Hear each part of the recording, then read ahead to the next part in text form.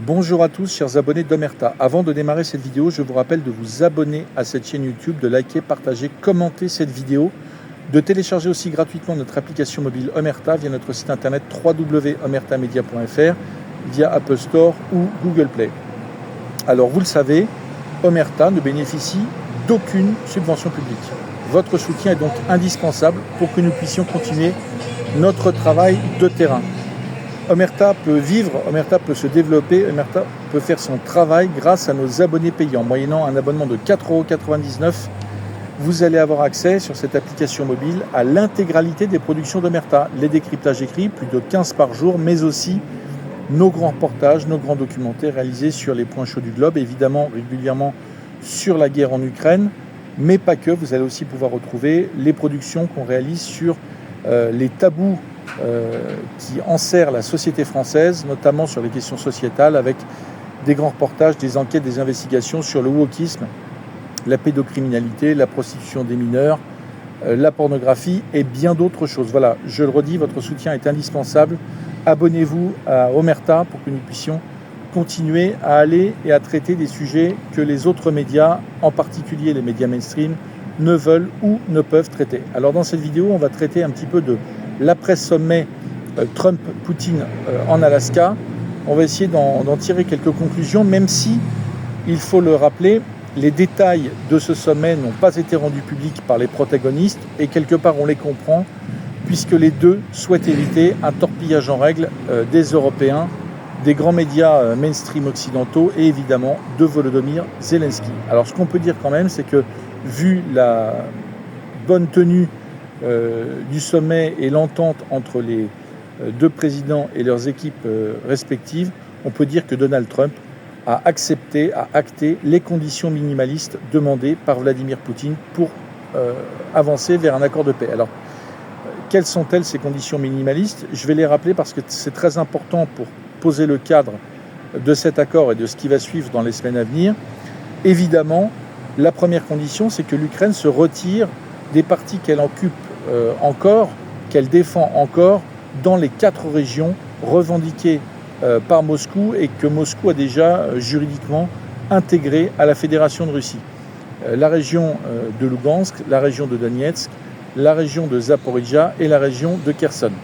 J'en profite d'ailleurs pour préciser un point, c'est que dans ces demandes, il y a des villes tout à fait de moindre importance, mais il y a 2 villes très importantes qui sont au cœur en fait de ces négociations et que les Russes veulent récupérer. C'est les villes de Zaporijia, la capitale de la région de Zaporijia, qui est ukrainienne, dans lesquelles il n'y a pas encore de combat. Il y a des combats dans la région de Zaporijia, mais pour l'instant la ville subit des bombardements, mais est épargnée par les combats au sol, parce que les Russes ne sont pas encore à ses portes. Et évidemment la ville de Kherson, que les Russes ont conquis jusqu'en novembre 2022, date à laquelle ils se sont retirés de cette ville afin d'éviter un encerclement, la contre-offensive ukrainienne ayant déjà démarré et s'apprêtant à arriver aux frontières de cette ville de Kherson. Il faut aussi rappeler, d'ailleurs c'est un reportage que vous pouvez retrouver sur notre application mobile, puisque Omerta est le seul média occidental, le seul média français, mainstream ou non, à s'être rendu dans la ville de Kherson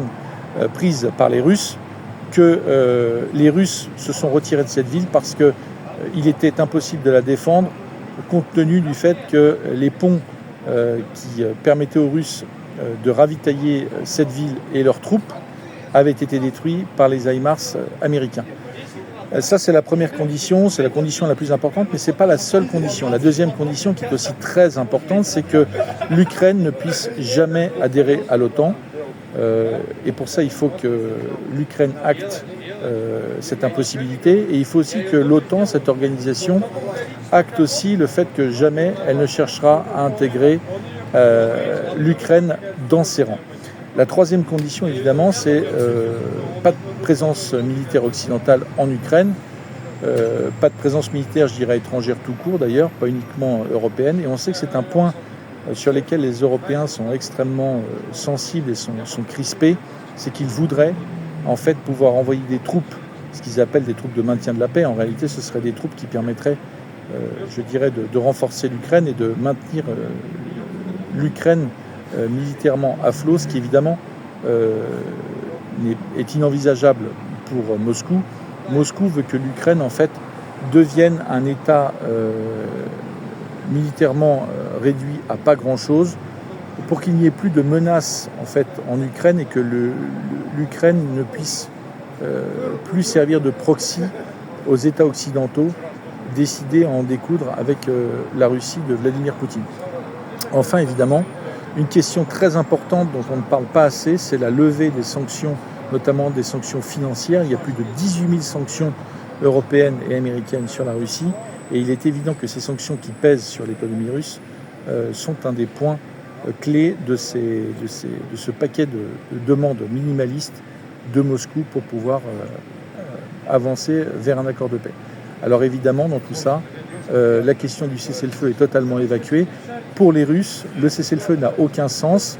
Le cessez-le-feu, c'est simplement permettre à l'Ukraine de donner du temps à l'Ukraine pour pouvoir se réarmer, se renforcer, mais ce n'est en réalité pas un accord de paix. Ce à quoi est prêt Poutine, c'est un accord de paix sur ces conditions minimalistes et pas une solution intermédiaire, une solution un peu bâtarde que représente le cessez-le-feu. Alors face à ces conditions minimalistes actées par Donald Trump, eh bien, il y a deux scénarios qui se profilent. Le premier scénario, évidemment, c'est que Volodymyr Zelensky et les Européens, puisque Volodymyr Zelensky ne décide pas seul en réalité, il est sous la tutelle de ses sponsors européens, acceptent les conditions minimalistes demandées par la Russie, auquel cas on serait évidemment tout près d'un accord de paix dans les semaines qui viennent. Le deuxième scénario, c'est évidemment le contraire, c'est que Volodymyr Zelensky refuse ces conditions minimalistes demandées par Vladimir Poutine et qu'en réalité la guerre se poursuive.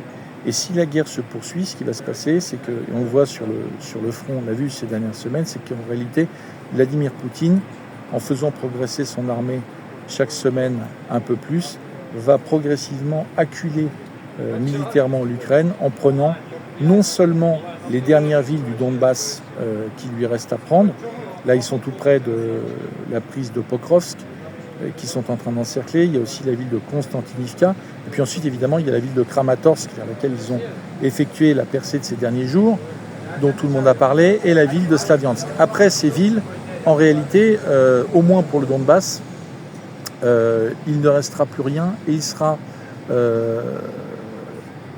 très difficile pour Volodymyr Zelensky de venir renégocier un accord de paix dans des conditions aussi favorables que celles qu'il pourrait avoir à l'issue de ce sommet.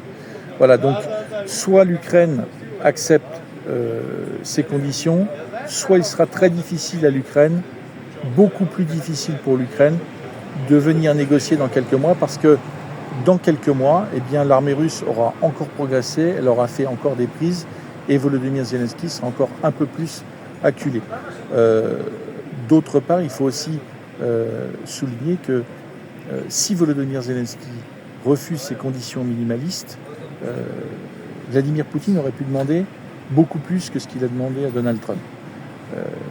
Les plus maximalistes des Russes, qui comptent dans la sphère publique, dans la sphère politique, eux vont jusqu'à revendiquer les prises des villes de Kharkov et d'Odessa. Là, il est vraisemblable qu'il n'en a pas été question dans ce que Vladimir Poutine a demandé à Donald Trump. Il est resté sur, je dirais, le minimum vital pour lui et pour les Russes, compte tenu des efforts engagés, des pertes et des conséquences financières et économiques que cette guerre a sur la Russie. Il ne s'est pas tenu à ses positions maximalistes. Donc, tout le problème maintenant va être de savoir ce que va décider Volodymyr Zelensky et ce que vont décider les Européens. Le problème de fond, c'est que pour les Européens, ces conditions minimalistes revendiquées, demandées par Vladimir Poutine, elles paraissent inacceptables. Elles paraissent inacceptables pour une raison très simple, c'est que les Européens ne veulent pas d'une victoire, même minimaliste, de Vladimir Poutine en Ukraine. Raison pour laquelle ils s'entêtent à demander le retour de l'intégrité territoriale complète de l'Ukraine, c'est-à-dire le retour en réalité des régions russes conquises par la Russie, des régions ukrainiennes conquises par la Russie, mais aussi du retour de la Crimée dans le giron ukrainien. Et ça, évidemment, si Volodymyr Zelensky s'accroche sur cette position maximaliste, il n'y aura pas d'entente possible, non seulement avec Vladimir Poutine, mais aussi avec Donald Trump. Ce qui fait peser un risque en réalité très grand sur l'Ukraine sous 6 mois, non seulement parce que la pression militaire russe va s'accentuer, mais aussi parce que Donald Trump, qui finalement doit se dire que avec des positions minimalistes côté russe et côté ukrainien, les deux vont pouvoir s'entendre et qu'il va pouvoir leur faire signer un accord de paix.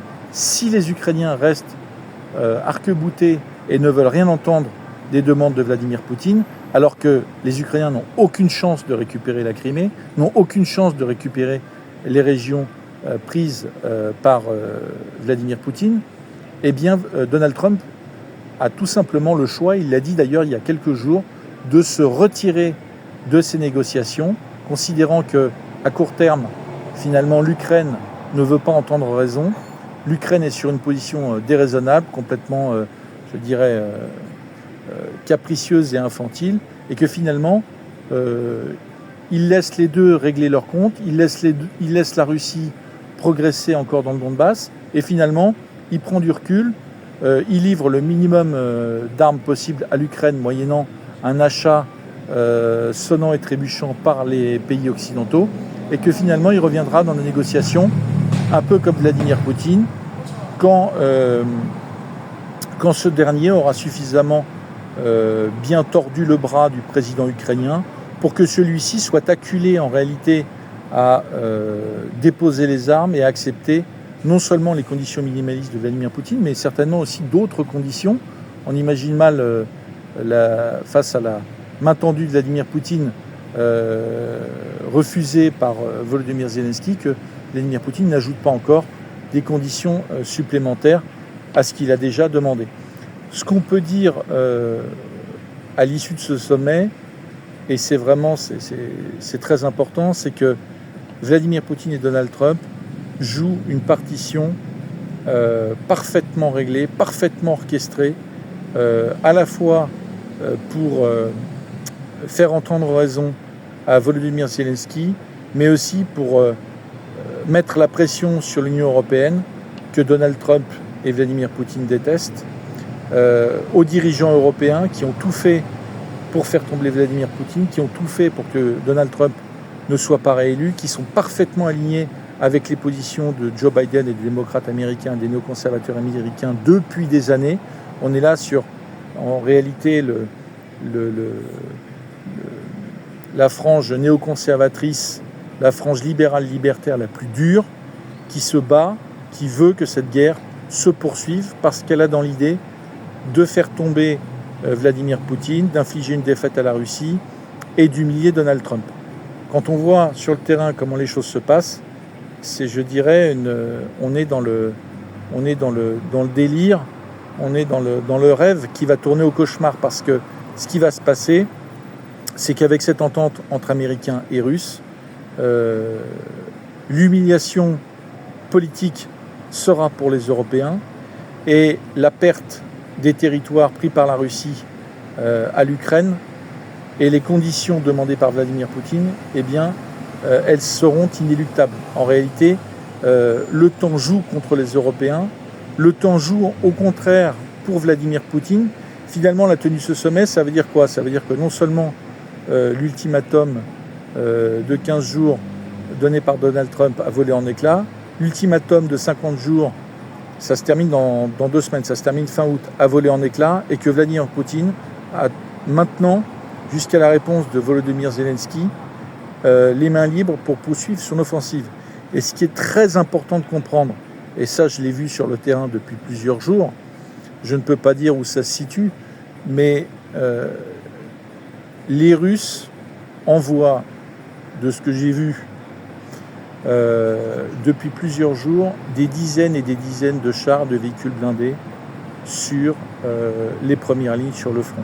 Ces véhicules, j'ai pu les observer, ce sont des véhicules qui ont été modernisés, qui ont été adaptés pour la guerre des drones, qui ont été équipés avec des dispositifs anti-drones d'ailleurs qu'on n'a jamais vus, On voit que les Russes ont rapidement fait évoluer les technologies de lutte dans cette guerre anti-drone. Et tous ces véhicules que j'ai vus circuler sur différents axes et qui se rendent vers ces 4 régions dans lesquelles les combats se déroulent en ce moment, ça veut dire que les Russes ont les moyens, ont la volonté, ont le temps de poursuivre leur offensive. Voilà. Il n'y a pas de troisième scénario possible à mon sens. Ces 2 scénarios, aujourd'hui, ils sont dans les mains de Volodymyr Zelensky. Du point de vue de Donald Trump et Vladimir Poutine, il peut être raisonnable et l'accord de paix peut se signer sous très peu de temps. Ou alors, il décide d'être maximaliste. Il décide de poursuivre ce qu'il considère comme le rôle de sa vie, son rôle de chef de guerre, avec son trait hiver, et auquel cas, chaque jour qui passe, comme c'est le cas depuis déjà 2 ans, et comme cela s'accélère depuis 6 mois, Volodymyr Zelensky perdra chaque jour un peu plus des atouts qui lui permettront de négocier, je dirais, des conditions acceptables pour l'Ukraine. Il faut aussi voir aujourd'hui que je lisais dans un sondage relayé par des médias mainstream, donc apparemment, et c'est vrai, il faut le croire, en tout cas c'est un sondage qui est de ce point de vue-là irréprochable. 70% des Ukrainiens veulent maintenant un accord de paix, veulent maintenant que Volodymyr Zelensky entame des négociations concrètes pour pouvoir faire la paix. Voilà, vu du terrain, ce qu'on pouvait dire sur cet accord. Je vous rappelle que tous nos reportages sur l'Ukraine avec les soldats russes, ces reportages qui vous montrent la réalité de la guerre sur le terrain, telle qu'elle se déroule, sans propagande, les faits et uniquement les faits, ils sont disponibles sur notre application mobile. Ce travail, vous ne le trouverez ni dans les médias mainstream, ni dans les médias non mainstream. Omerta est le seul média français à être sur le terrain régulièrement, dans les tranchées, avec les soldats. Et ça confère évidemment à nos analyses, à nos décryptages, la force non seulement des connaissances théoriques, de l'observation de l'échelon politique, mais aussi de ce qui se passe sur le terrain. Et cet alliage de théorie et de pratique, vous ne le trouverez que sur Omerta. Les autres ne viennent jamais. Voilà, tout simplement. Soutenez Omerta pour que nous puissions continuer. Soutenez l'excellent travail de Régis Le Sommier, d'Aïcha Missi, de toute l'équipe. C'est très important pour que nous puissions poursuivre ce travail indispensable dans cette période de propagande et de fantasmes généralisés. Les analyses, que vous soyez pour les Russes, pour les Ukrainiens, ou que vous n'ayez pas d'avis et pas de préférence, peu importe. Le plus important, c'est d'avoir accès à l'information réelle, sans propagande. Je vous dis à très bientôt et merci à tous.